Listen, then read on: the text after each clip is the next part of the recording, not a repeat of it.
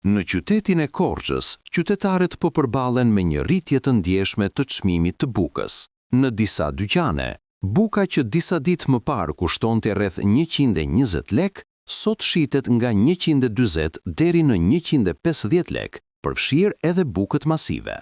Banorët shprehen të surprizuar dhe të pakënaqur, duke theksuar se nuk ka ndryshuar çmimi i miellit, ndërsa buka po rritet pa arsye. 120 e mora dje, 140 e mora sot. Më parë e merrnja me 120 lek. E përballojmë se përballojmë, por nuk është e drejtë, tregon një qytetar.